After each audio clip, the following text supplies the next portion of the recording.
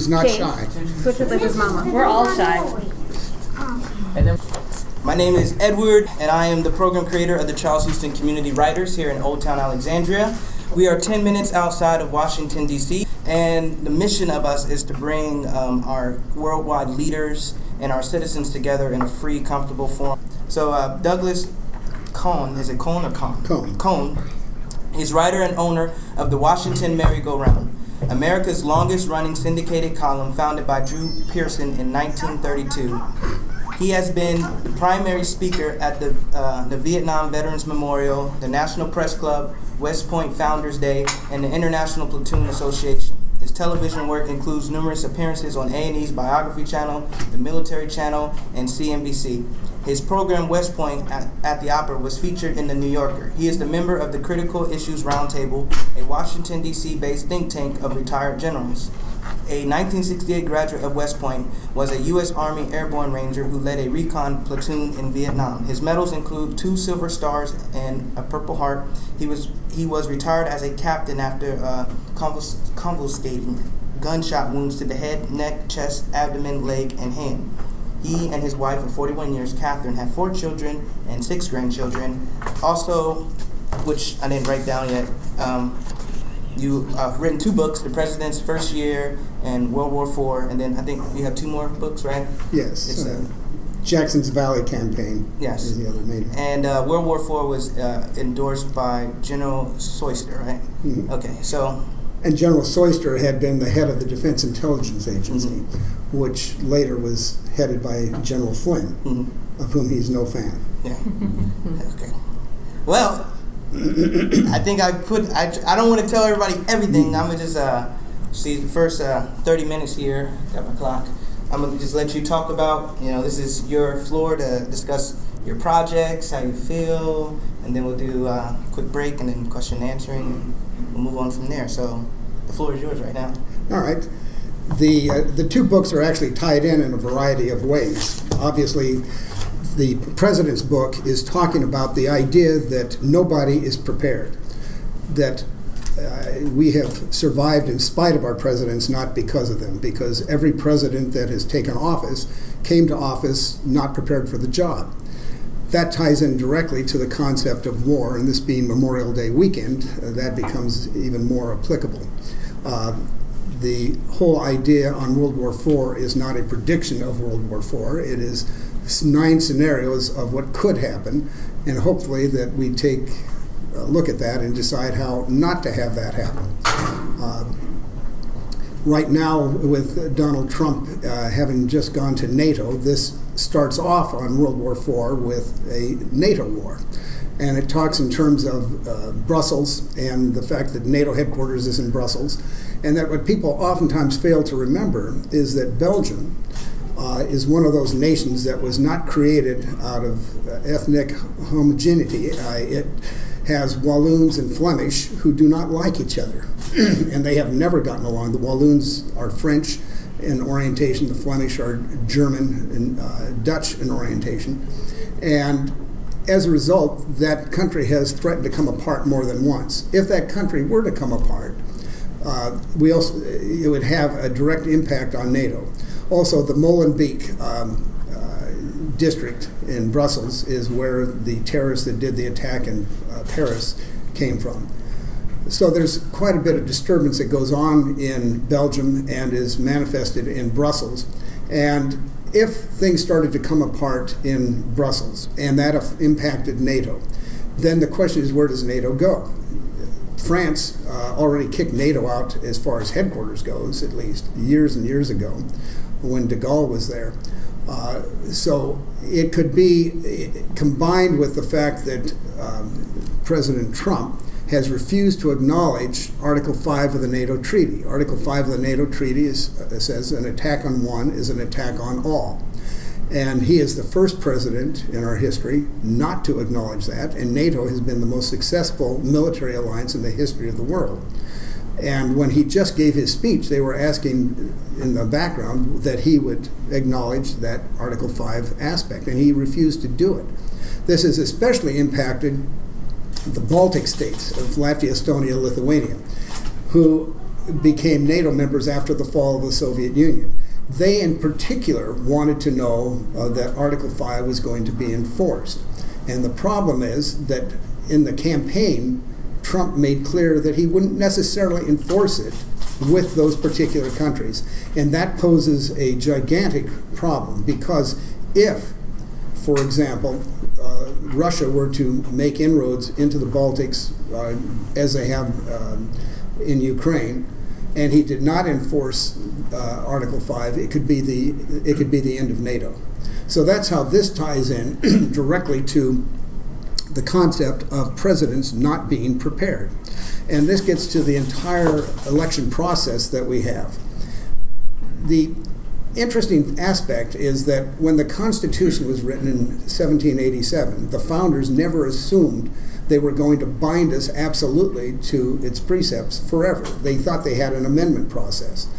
The trouble is the amendment process requires 3/4 of the states, 2/3 of the Congress, 3/4 of the states to agree to any amendment, which means the Constitution is almost impossible to amend. You may think that's not correct because considering there's 27 amendments. Well, the first 10 don't count because those are the Bill of Rights, which were tacked on right off the bat. You can't count the 18th and the 21st. The 18th was a Prohibition Amendment. The 21st eliminated the Prohibition Amendment. So you got to throw those out. Then you have to eliminate the ones that are obvious, that are just there to fix things, such as the most recent one that says no Congress can vote itself a pay raise. It has to go into effect the next time. That's kind of a minor, inconsequential amendment. Or the amendment that says that the inauguration isn't going to be on March 4th anymore, it's going to be on January 20th. Okay, so then you have some of the no-brainer amendments that should have been in effect to begin with. The 13th Amendment that ended slavery should have been a no-brainer. The amendment ending that allowed women's suffrage, once again a no-brainer. The amendment allowing 18-year-olds to vote, well, that came after the Vietnam War. If they're old enough to fight, they're old enough to vote. So you can't count those amendments. These are amendments whose time has come or way past come. When you get into the actual amendment process of fixing something in the Constitution, I always refer people to Article 1, Section 5. Now that may sound like a lot of inside baseball, but it's extraordinarily important.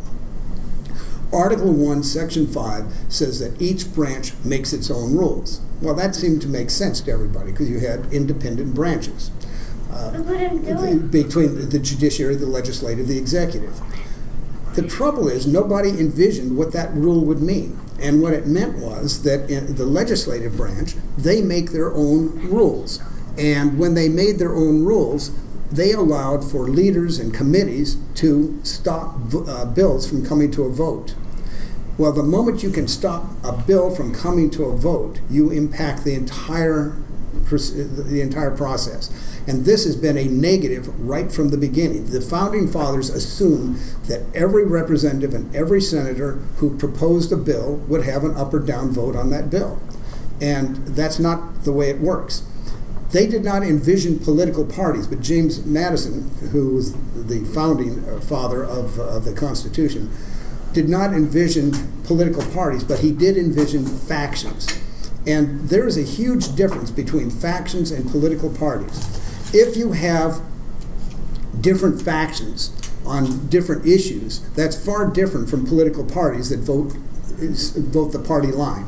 So, for example, when the McCain-Feingold bill came to be, which was campaign finance reform, that was done because of factions, where you brought people together from both parties and created a bill. Today, that's a rarity. Trying to get both sides of the aisle to agree on anything is extremely difficult. And that's where the political parties come into play. If we could eliminate somehow Article 1, Section 5, which, by the way, several states, Minnesota and others, have done in their own state constitutions, where they say every bill gets an up or down vote. Imagine what would happen in Congress. What would happen is that every bill gets its up or down vote, and you're going to have people from different parties who are going to be compelled to come together because they're simply going to agree too much to disagree. And you're going to stop some of what's going on in Congress today. But that In order to change Article 1, Section 5 requires a constitutional amendment, which is impossible to get. Then you get into the entire election process. Look at what we've had. Why do we have presidents who are unqualified for the job? Why do we not get the best and brightest? Well, it's quite simple. Number one, we inherited from Great Britain a first-past-the-post electoral system. First-past-the-post means plurality, so that if you hold an election, the one who gets the plurality wins, especially winning the electoral college. So let's move that into the primary process. Donald Trump averaged in the primary process less than 40% of the vote. It ranged anywhere from, well, when he lost, probably below 20%, but for the most part, he was running 39% of the vote. With 33 to 39% of the vote, he was able to win his party's nomination. Now think about that. Republicans make up 27% of the population. If only 40% of them nominated somebody, and you do that as a percentage of the overall population, it means that 5% of the American electorate nominated Donald Trump. And that's how we got our choice. About 8 to 9% nominated Hillary Clinton. Well, this is a bad process. If we had changed that from first past the post to a runoff election, now there's two major types of runoff elections. You have the instant runoff. The instant runoff is where you vote, you put on the ballot your first choice, but then you also put your second and your third choice. And so the way that works is if the first choice person doesn't get it, then they go down the ballot to the next one and achieve a majority like that. Ireland, for example, has that. But the country that is most noted for having a true runoff is France. And they just had that situation. And think about the advantages of a true runoff. The problem with an instant runoff is you don't get another shot at it. You don't get another bite at the apple. You've got to make your statement at the time you cast your ballot. But in a true runoff, as they have in France, you get a cooling off period. And this gets to the very essence of democracy. This is a part that I think is extraordinarily important. In the American Constitution, there's no requirement to be president other than that you're 35 years old and you were born in the United States. Think about it.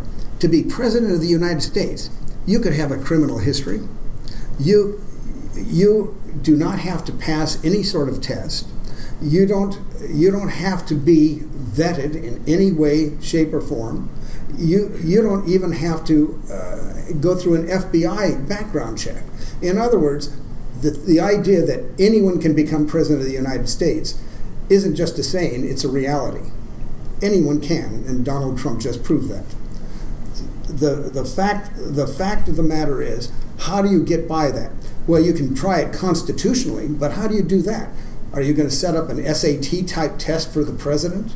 Are you going to require an intelligent background briefing that determines one thing or another about the person's education? Probably can't do that.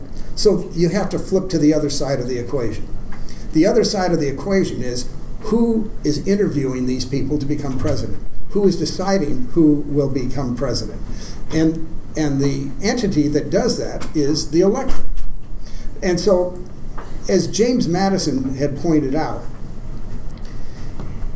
for democracy to work, it requires an informed electorate. If you do not have an informed electorate, democracy fails. It's just that simple. Winston Churchill said democracy is the worst form of government except for all the others. Well, we can take a lot of pride in that we shouldn't take, because we take democracy for granted. When the country was founded, of course, not everybody did get to vote. Not only did women not get to vote, not only did people held to bondage not get to vote, not only did 18-year-olds not get to vote, but most adult white males did not get to vote. You had to be a landholder in most states. That changed with the election of Andrew Jackson.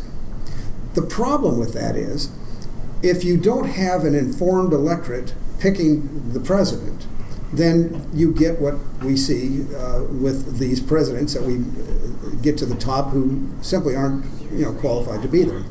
Well, so how do you get around that?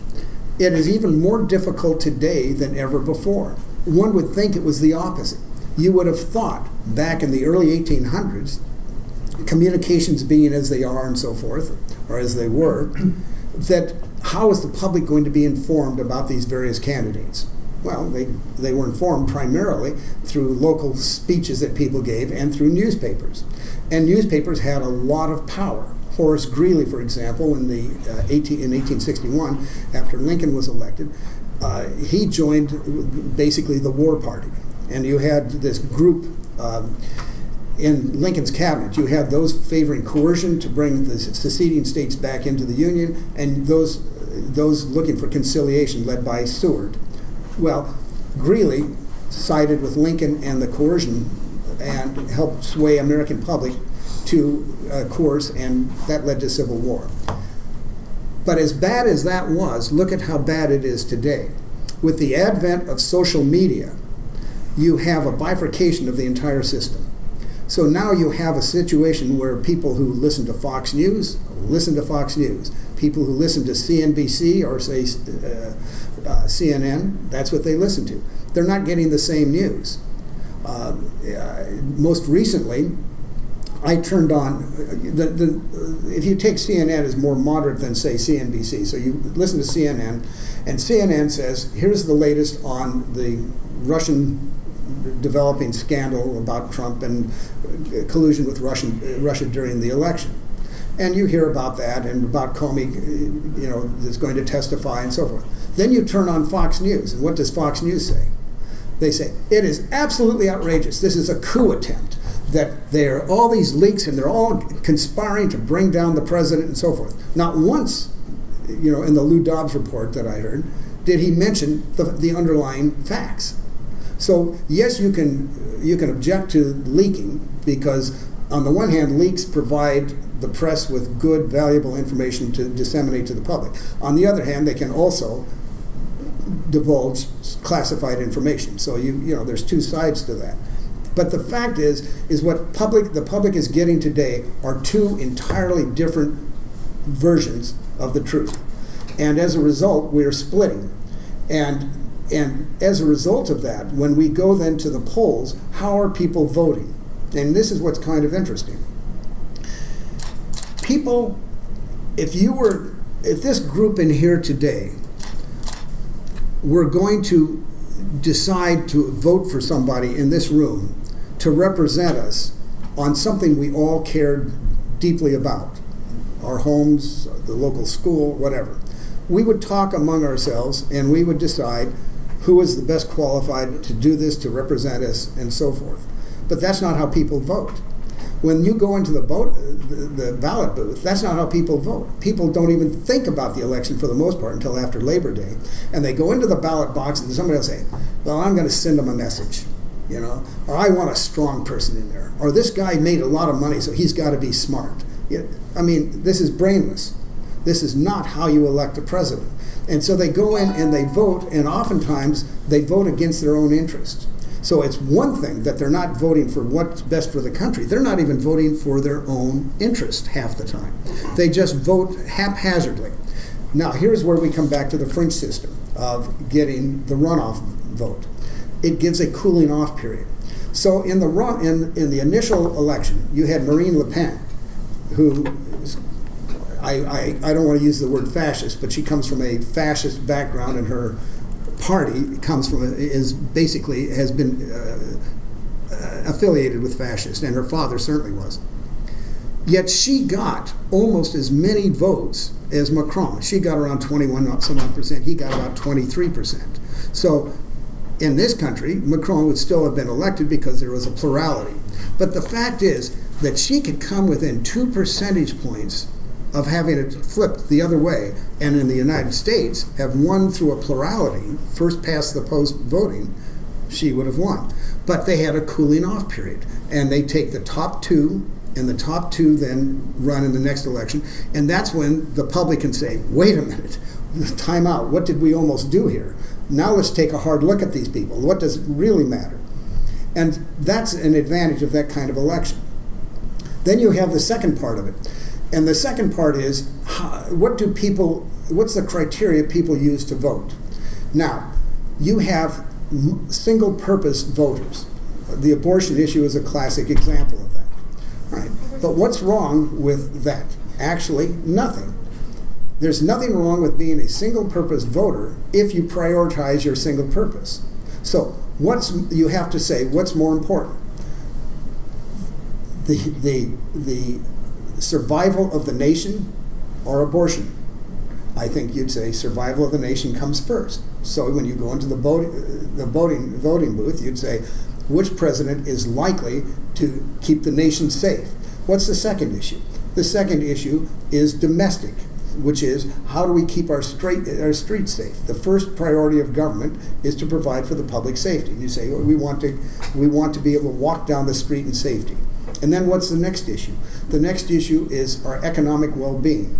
How can we feed our families? How can we live in a proper housing and so forth? And so you then, if you take your single issues and you put them in priority, and if you believe strongly one way or the other on the abortion issue, it's probably going to come in fourth or fifth on that list.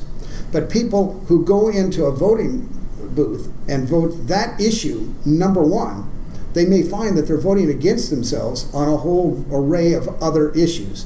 And that's the problem with that type of voting. What this all gets down to is an informed electorate creates a viable democracy. And so if you look at the history of what's happened here and the history of our presidential elections, let's take a look at a couple of classics. The election of 1860. The election of 1860 had 4 candidates, and as a result, no one got a majority. Abraham Lincoln only got just over 39% of the vote. Now, John C. Breckinridge, who was the Southern Democrat, came in second. Had there been a runoff, Breckinridge would have become president, not Lincoln. Most people thought that Douglas would have, but he actually came in third. So as a result, Lincoln would not have been elected, and you would have had because the Democrats would have coalesced around Breckinridge. Now, why is that? The Republican Party in 1860 was a regional party. Lincoln was not on the ballot in 10 southern states. There were no Republican electors there at all. The Democratic Party was the only national party. The trouble is it split between Douglas and Breckinridge in the Charleston Convention that year. So that particular election led directly to civil war. And the one area I suppose I would agree with Donald Trump on is he said the war didn't have to be fought. And I agree with that. There was a way to avoid that war. I won't belabor that whole thing because my next book coming out is going to be Invade or Blockade, the decision on whether you're going to invade the South or blockade the South. And that takes me back to Zachary Taylor, who's one of my favorite presidents and considered a failure by many people. He was poorly educated, a large slaveholder, no experience in politics, was a successful general in the Mexican-American War, and was recruited by the Whigs to run for the presidency in 1848. He gets to the presidency, and they get to the compromise of 1850 over the issue of slavery. And they were talking then about not allowing slavery to expand into the territories that were acquired from Mexico during the Mexican-American War. And people thought that, well, this fellow's from the South, he's a slaveholder, he's with us. Well, he wasn't. You had slaveholders in the South who stood up and said, if this happens, we'll secede. And he said, well, I'll hang you as quickly as I would have hanged a deserter or a spy during the recent war. A week later, he said, I take that back. I would just blockade your ports and cut off your economy, and there would be no need for bloodshed. And so many people and so many historians have ignored this simple truth, and that's what would have avoided the Civil War. He handed Lincoln the answer to this problem. Interesting enough, in the election of 1860, General Scott, who had been the other major commander during the Mexican-American War, General Scott had made it clear to Lincoln that that was the solution. a blockade. You don't need to invade. Because he said, if you invade, and Seward said, if you invade, the upper South will go out. And if the upper South goes out, which is North Carolina, Virginia, Tennessee, and Arkansas, if they go out, we've got a major civil war on our hands. And that's the one thing to avoid. But they didn't listen. And Zachary Taylor, of course, never got to fulfill what he was saying because he died. And so the Compromise of 1850 went through, and who took over? Millard Fillmore from New York, who agreed with the secessionists at that time, and things didn't go the way they should have. But the point is that you take somebody in his case. People like to compare Donald Trump, for example, to Andrew Jackson, who was uncouth, undereducated, etc., etc. They might also want to compare him to Zachary Taylor. Well, the fact is that education alone doesn't get you where we want to get people. Zachary Taylor proved that. He was the one man who had the solution to ending slavery. And there's no comparison between him and Donald Trump. Andrew Jackson did the Trail of Tears, which was our form of genocide against the American natives, and he also had threatened the South with when South Carolina wanted to secede from the Tariff of Abominations in 1832-33. But that was a whole different matter in the way he went about it, so I won't even bore you with that. The fact of the matter is there is no direct analogy to either one of those presidents for a variety of reasons. Because at the end of the day, both of those presidents put the safety of the country first, domestic safety next, the economy next, right down the line. That is not what Donald Trump is doing. Donald Trump, it's hard to say what he is doing. In fact, he may not have a well-thought-out policy, but we do know that he's put his family in high places. We do know that he's put his fellow billionaires in high regard with tax proposals. We do know that he has split the country in a variety of ways, said it's okay to make war on the media, and so we have a fellow in Montana who beats up a journalist and still gets elected. And so, and Donald Trump thinks this is a good idea. So, I put Trump in a whole different category from any president that we have ever had. We have never had a president who was suspected, at least, of collusion with a foreign power. And that hasn't been proven yet that he himself was, but that's the suspicion. We've never had a president who had that. We've never had a president before who had so little interest in reading, so little interest in history, who had no knowledge of the legislative process, who would insult foreign leaders. And it's interesting. He's insulted the Australians, he's insulted the English, he's insulted the French, but he doesn't insult the Russians. So there's something odd there. So he's unusual in this respect. And the interesting thing in tying in with these two books is you have a situation where, okay, we don't have a system that gets the best and brightest to the top. And over here, we have somebody in there who could do something that would lead to another war. By the way, it was called World War IV because the publisher called the Cold War World War III. Yeah.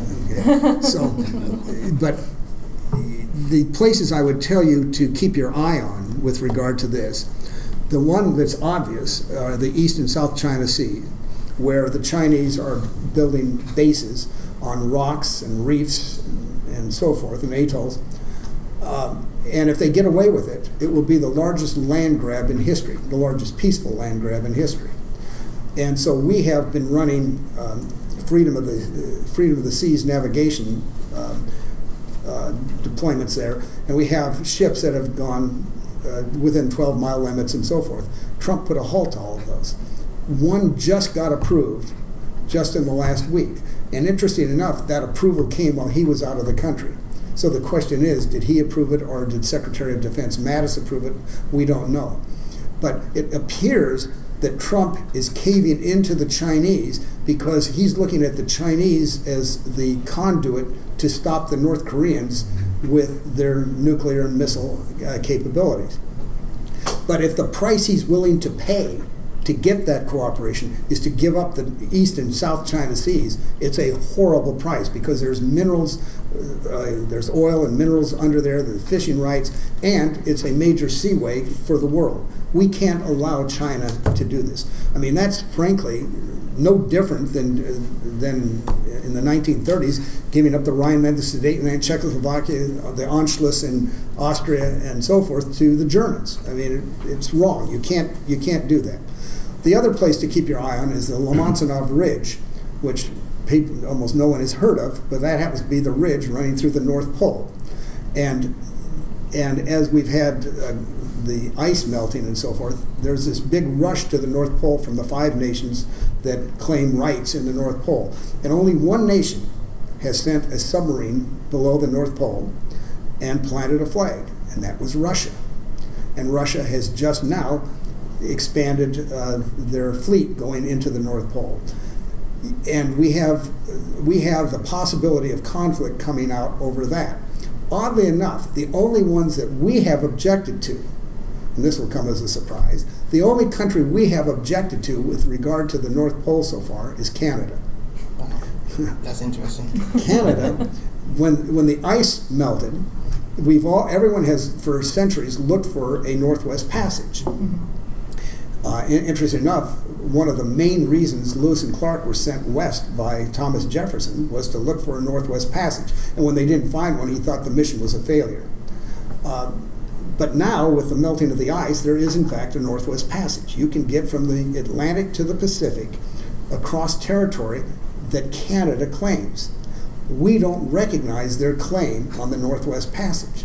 And so Canada is the one entity in the whole polar region that we are having a real battle with at this point. So that's one area another area to keep your eye on. The other area to keep your eye on is the Savlaki Gap. Savlaki Gap is that little 60-kilometer wide piece of land between Belarus and Kaliningrad. And that's the only land route between Poland and the Baltic states, Latvia, Estonia, Lithuania. Kaliningrad is an enclave owned by Russia, and they've turned it into a military camp. Belarus is a dictatorship that's allied with the Russians.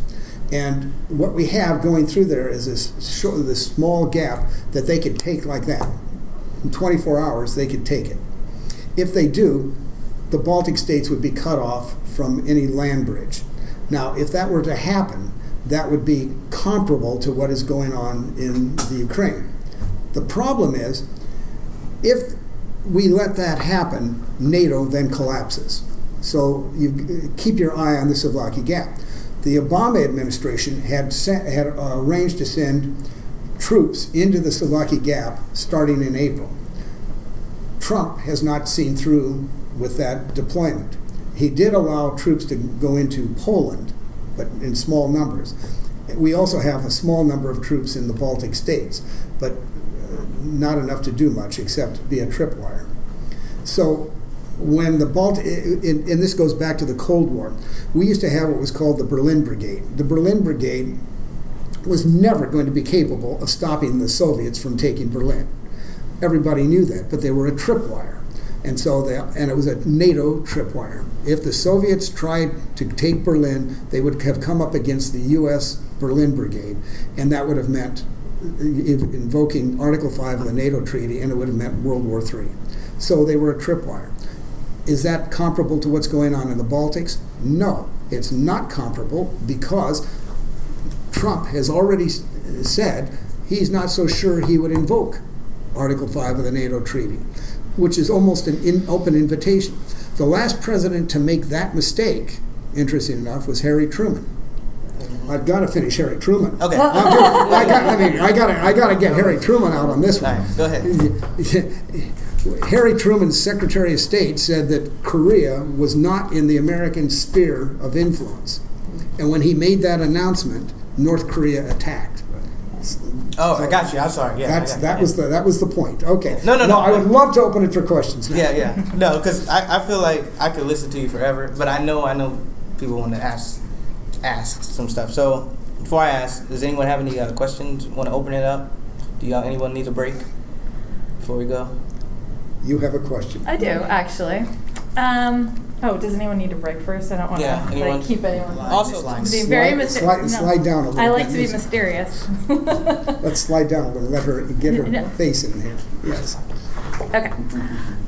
So just to go back a little bit on to the election stuff, I thought it was interesting. I hadn't really thought of us in terms of France, which is a mistake for the runoff kind of election. What do you think in terms of when you're talking about qualifications for presidents?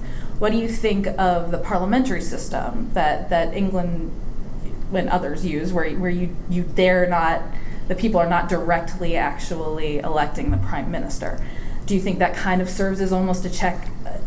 I mean, because I guess it depends on the yahoos you're voting in and your different regions. The main problem with a parliamentary system is that does exactly the opposite of what James Madison was opposed to. Okay. James Madison did not want to have political parties. He wanted to have factions. The parliamentary system ingrains the whole concept of a political party. And so it also creates instability. Now, the British system has been more stable than, say, the Italian system and so forth. Mm-hmm. But what you can have is the moment you have any kind of change in that, your government falls. Now, why has the system worked better in Britain? Because in modern times, the Conservative Party gained a majority. In most countries where you have a parliamentary system, no one party has a majority. And that means they have to have a coalition. And Israel is a case in point. And one of the reasons that there's some hardline activity going on in Israel is because Likud has brought in the religious party as a partner to it and a couple of other parties. And what happens is to entice these people to come into your party, you give them way too much prominence. So you give them a cabinet position that their percentage doesn't justify. And so that's a gigantic negative. And so what you end up having with a parliamentary system is it's even worse than first past the post plurality voting. This ingrains the plurality down to another level and creates a real problem. Okay. Now, Theresa May, in calling for her recent election, which she's now postponed because of the terrorist attack, she called that because the Conservatives are in such a strong position and the opposition is such a weak position that she's in effect trying to create almost a one-party system in Great Britain. Mm-hmm. That's what this election is all about. Okay. People misunderstand what that election is about. They think it's another referendum on Brexit. It's not. And that's one of the things that's so difficult to understand. She was opposed to Brexit, and yet she replaced Cameron and then said, it's the will of the people. The will of the people was by, 2%, something like that? So it was hardly, it's a type of vote you should have had a supermajority to decide something is of that magnitude. Yeah. And so she came in then and embraced it. So one has to wonder if she didn't really believe it in the first place. And it creates a further problem because Scotland is absolutely opposed to Brexit, which means that Scotland may secede. And that gets to the whole point of and I can't miss this one, the whole idea of secession. People forget that when people are out there now taking down statues, Confederate leaders and so forth, saying they represented slavery and secession, that's completely false. It's not that some of them did, but the majority of them did not. Robert E. Lee, Jefferson Davis, these people they had not gone for slavery and secession. That's not what they were fighting about. They realized that America was born of secession. We seceded from the United Kingdom. I mean, that was a fact. The 7 southern states, the Deep South that seceded, did secede because of slavery. The Upper South voted overwhelmingly against secession. And so one could hardly argue that people from the Upper South were fighting for slavery and secession. They had voted overwhelmingly against it. Robert E. Lee was against it. But what they were not willing to fight against their fellow state, and they weren't willing to fight against their country, their families, and all the rest of it. That's what that was all about. And we fail to remember that when we talk. So when we get into the whole concept of secession, and now, of course, California has a secessionist movement. Mm-hmm. And I love to Texas point has for ages, right? Well, Texas always is succeeding. This is built up. And one of the things I would point out to, it is very easy for the current generation to look back and not give credit to the lives of a former generation. The fact of the matter is, when Lincoln ordered an invasion of the South, and the Upper South went out with them, the Upper South, North Carolina, Virginia, Tennessee, and Arkansas, ended up providing more than 50% of the manpower of the Confederate Army, took more than 50% of the casualties. Most of the war was fought on their soil, and they had voted against it. Wow.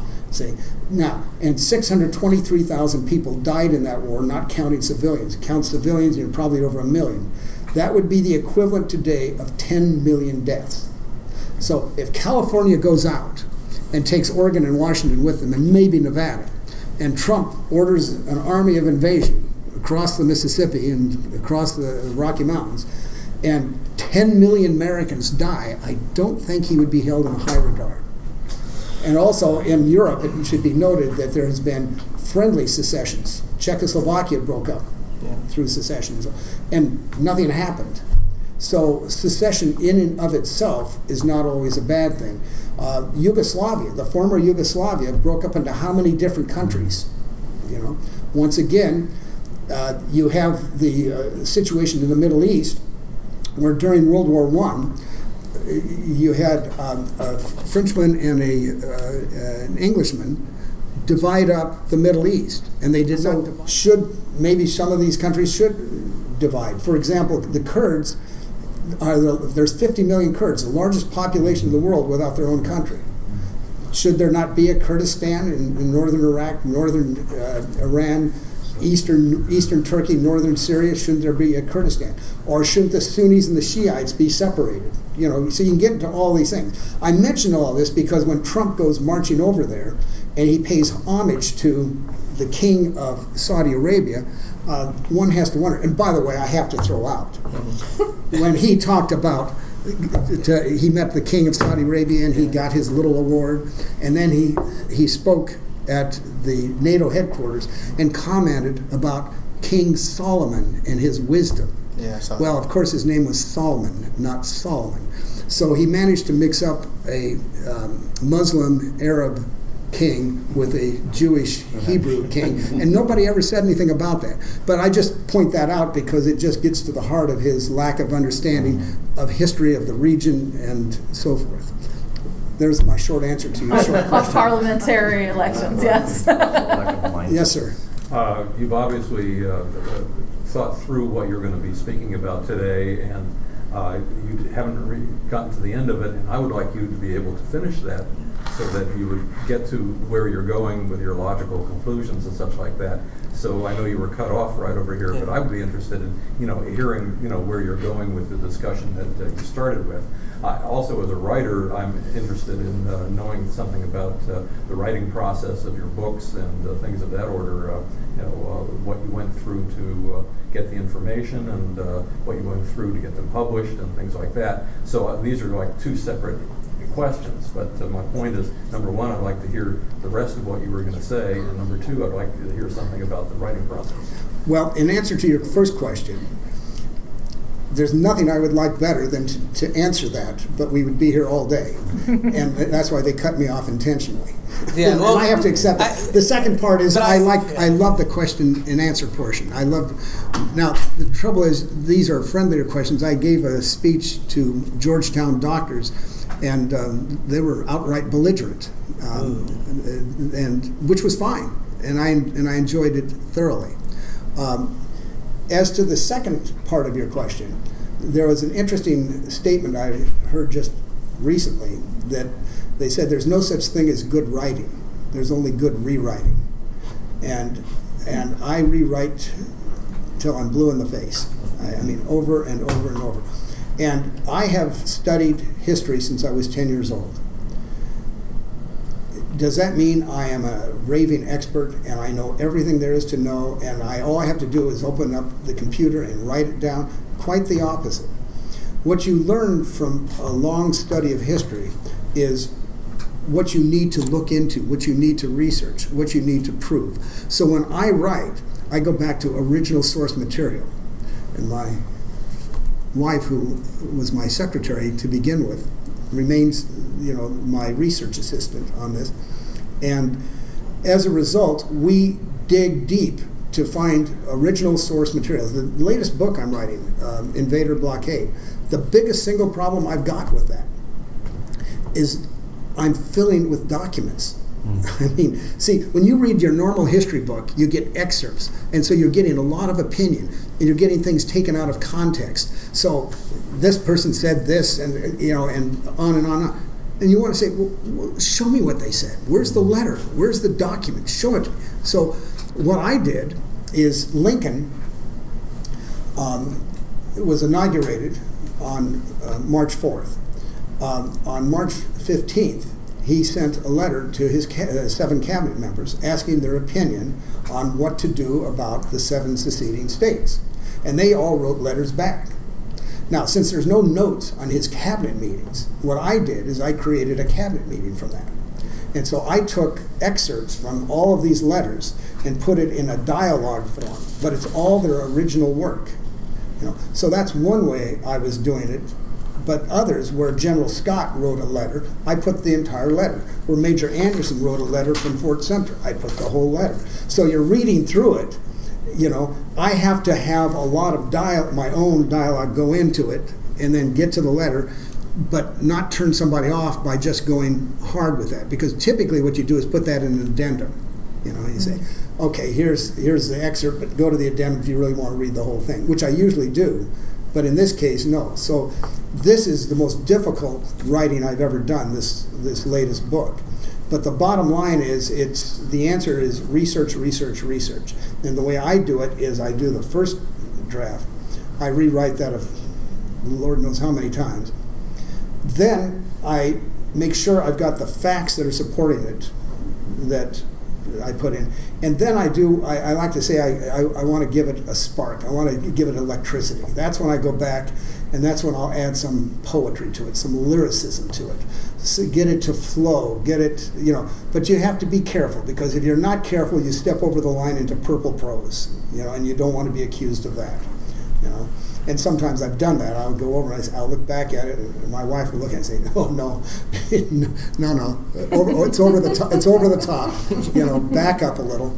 And so, but you go over it and over it and over it. Okay, thank you. Yes, sir. A while back, you made a remark about the electorate in this country today, and I know that I'm not going to say that everybody in previous generations were rated geniuses, but I have noticed from things that I've read and from stories I've heard from people of older years that people tended to be, they read newspapers avidly, they tried to be up on events for the most part. Nowadays, it seems that people are just totally ignorant of what is important, the important things. Like, for example, they recently did a survey of high school age kids with basic history questions. Who was the first president? Who won the Civil War? Blah, blah, blah. And it's amazing the people who got simple questions like that wrong. Do you think that perhaps restructuring the way we educate our young people today, in other words, give them a good knowledge, first of history and then of current events and how things work, might alleviate some of that? People would you get a more informed electorate? Does that make sense? Absolutely, but what happened here is you can blame it on Sputnik. Because after Sputnik, Kennedy came in later. Sputnik was, 57, Kennedy elected in 60. And Kennedy came in and made clear we need to increase the education of the sciences. If we want to stay ahead, we've got to, and pushed heavily on the sciences. And so there was not enough room in the curriculum to do everything as before. And if you look at our early presidents, if you look at, not counting George Washington because he was a special case for a variety of reasons, and he had no education. But John Adams, Thomas Jefferson, James Madison, James Monroe, John Quincy Adams, those 5, Those 5 all had liberal educations. All 5 of them spoke more than one language. All 5 of them knew the arts. They knew literature. They knew history. They knew the rise and fall of the Roman Empire. They knew John Locke. Thomas Jefferson, in writing the Declaration of Independence, if you look at John Locke's second treatise, you'll find that he lifted a lot of the Declaration of Independence directly from John Locke. So they knew this. Presidents that came after them were hit and miss, and then it started to fall off altogether, so that they didn't have this kind of education.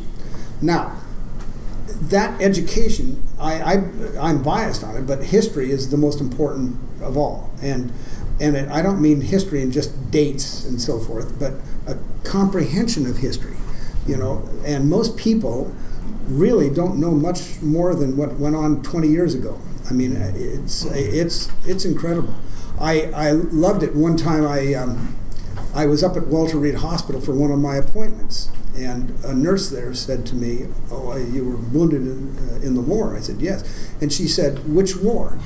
And I said, "The Spanish-American." And she thought I was telling the truth. Whoa. Yeah. That's crazy. So you have a problem with that. But I will say this, there's another side to it. Knowledge is one thing, judgment is another. Those 5 presidents I just mentioned, John Adams got us into an undeclared war with France. He put through the Alien and Sedition Acts, which undermined the Constitution. Thomas Jefferson was so anti-military that he completely demilitarized the nation. He eviscerated the Army and the Navy. James Madison got us into a completely unnecessary war, the War of 1812, and he was Secretary of State under Thomas Jefferson and his friend, and he gets us into a war that his friend Thomas Jefferson had not prepared us for. So he went into the War of 1812 basically without an army or a navy, and we got clobbered. Okay? James Monroe comes along, and James Monroe had the ability to stop slavery right off the bat because he inherited the Louisiana Purchase from Thomas Jefferson. And so the question was going to be slavery in those states and so forth, but also the expansion in the South. He allowed several states to come in as slave states. He could have stopped it. He didn't have to do it. And John Quincy Adams was probably the best qualified person ever to go into the presidency. He was John Adams' son. He had been a diplomat to Russia. He'd served as Secretary of State. He had lived in the White House. I mean, he was the person who was probably best qualified of all. But he was an irascible kind of character, and he managed to alienate just about everybody. And so from a legislative point of view, he failed. And he was accused of Andrew Jackson of stealing the presidency. And this gets us back full-blown to the whole concept of first past the post, the plurality thing, because that election was the only one that was thrown into the House of Representatives because nobody got a majority. And when it went into the House of Representatives, John Quincy Adams went to Henry Clay and made a deal with Henry Clay that Henry Clay swings his votes over to him and he'll become Secretary of State. Andrew Jackson called this the corrupt bargain. So this gets back into this first past the post versus, having an election where the public gets to actually speak and so forth, and you get a majority. And it seems to me that nobody should be elected without getting a majority, and you get that by having a runoff election. Now, the elections where Lincoln won with just over 39% led to civil war. Regardless of your view of Lincoln or anything else, the fact is it was a vote for civil war is what it boiled down to. That didn't have to be, because there were those people who said, so let the 7 states go. By the way, I'll digress if I may for just a moment on that. What was that war? What was that all about? The 7 states. Lincoln said outright, and by the way, Lincoln never equated freedom with equality. When you read the Lincoln-Douglas debates of 1858, he says, I believe the white race is superior to the black race. I am opposed to interracial marriage. The freed black men should not be allowed to vote. He was a legislator in Illinois. The 1848 Constitution in Illinois forbid the entrance into the state of freed black men. No, so Lincoln was a racist, pure and simple, by any standard. So people shouldn't be confused on that subject. But the fact of the matter is that in that election, and what happened as a result of that election led directly to war, and it didn't have to be. Whereas what Lincoln was opposed to was the expansion of slavery. So he did not agree that slavery should be allowed to expand into the territories acquired from the Mexican Cession, which came out of the Mexican-American War. The problem is, the only state out of that whole group that was conducive to slave labor was California, and in the Compromise of 1850, California was brought in as a free state. So there was nowhere for slavery to expand in the first place. So it was a red herring. It was an issue over power. It was the southern states had been losing power in Congress, and it was an issue over power. Yet what did the 7 southern states foolishly do? If their real issue was that they wanted to expand their power and expand into these states, seceding foreclosed that possibility. That eliminated it. They weren't going to expand anywhere. The oddest part of it all is the Republican Party, as I mentioned, was a regional party. So there was only one national party, the Democratic Party at that time. So who held the power in Congress? The Democrats did. When those 7 states seceded, overnight they handed the majority to the Republicans. They cut their own throats. So the secession of those 7 states was foolish.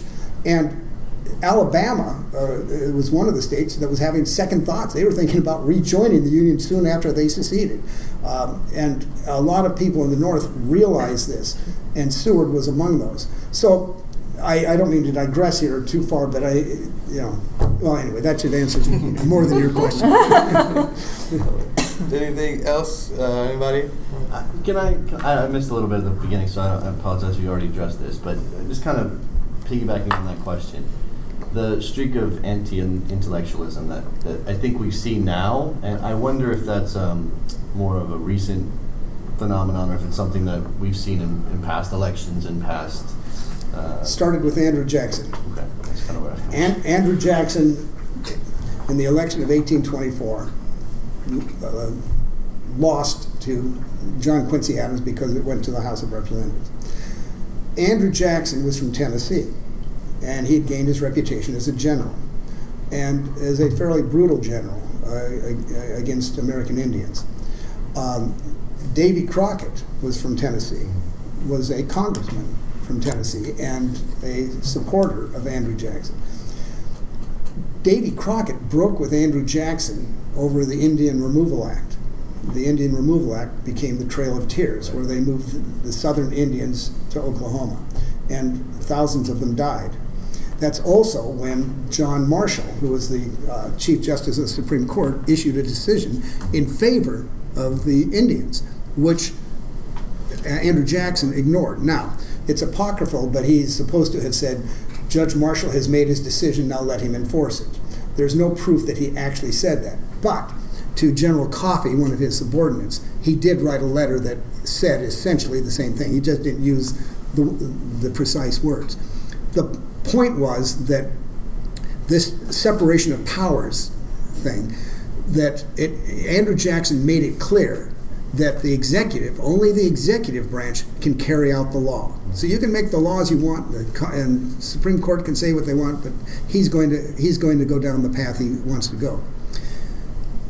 After that, you had this whole idea then of being born in a log cabin was a good idea to be president. So William Henry Harrison, who was not born in a log cabin, but had fought Indians at Tippecanoe, and so it's Tippecanoe and Tyler too, and so forth.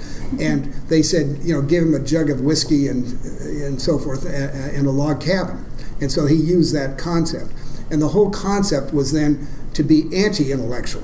So Abe Lincoln, the rail splitter, he emphasized the whole idea, I'm a rail splitter. Then after the Civil War, it was a whole different thing. Then it was a whole series of Civil War generals that became president. Right. So that was a different thing altogether. Then you get to Teddy Roosevelt, who was clearly an intellectual. Okay, but where did he get his reputation? He went west because his wife and his mother died on the same day, and he was distraught, and he gave up on the east and went west, and that's when he became a cowboy, and then he founded the Rough Riders, and and got into the Spanish-American War, which, by the way, he won the Medal of Honor for, which was not awarded to him until about a decade ago. So he never knew it. But the fact of the matter is, once again, developed this concept of being rough cut, He-Man, so forth and so on, and that being more important. That changed with one person, and that was Woodrow Wilson, who was the only president to have a PhD. Yet how did Woodrow Wilson win the election? He won it because it was a three-way election. Back here we go again on the plurality thing, because William Howard Taft had been Roosevelt's chosen successor, but he didn't carry through all the progressive issues that Roosevelt had been doing. And so, in fact, Taft, when talking about women getting the vote, he was very derogatory about women getting the vote. And so Teddy Roosevelt then formed the Progressive Party, which was named the Bull Moose Party, and that split the Republican vote, and Woodrow Wilson got in. So he became the intellectual that actually became president. And the next true intellectual of sorts that you could say that became president would be Barack Obama. I mean, in terms of someone who's highly educated, well-read, interested in the arts, literature, and so forth, it would be Barack Obama. People might think that of FDR, but it wasn't true. He had a more narrow view. And I can't come up with another president after Woodrow Wilson that would fit the intellectual mold. I hope you like my short answers. Love it. Let me make a comment, and my background's in math, and I can recall reading proofs that there is no voting system which is accurate, that no voting system will ever give you the will of the majority, depending on starting out with a variety of people going for a particular position, and then having it narrowed down by almost any way. You can always show that there's an arrangement which will frustrate the majority. Whether you're talking about going to the runoff election or multiple runoff elections, or involving three in the runoff election, things like that, you can always set up a situation where the majority will be frustrated. So there's nothing perfect about that, mathematically speaking. In reality, maybe it does come out that way.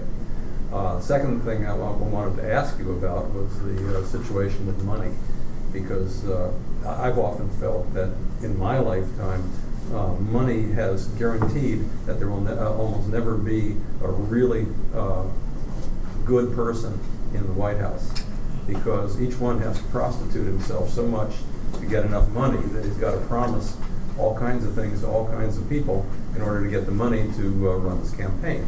Might not have been the case with Trump. That's not perfectly clear how much he put in of his own money. But the fact is that, or how much the Russians put in for him.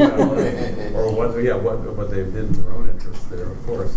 So the problem really is that with the advent of money, you have the problem of inferior people going for this because they're willing to prostitute themselves, and better people are not. Then the question really is about the money. What does the money do for you? Well, what it does is it buys 30-second ads on TV, it adds campaign posters and things of that order, opportunities to talk to people in the media and get on the TV and radio. So the question is that essentially giving the people of America sound bites rather than concepts? And the problem is, therefore, that these guys with all the money are getting elected based on sound bites, which is sort of very anti-intellectual kind of a thing. Well, it's a battle that has been fought over and over. McCain-Feingold bill tried to bring campaign finance reform, but the Supreme Court decision in the Citizens United decision throughout McCain-Feingold and opened the door to unlimited money.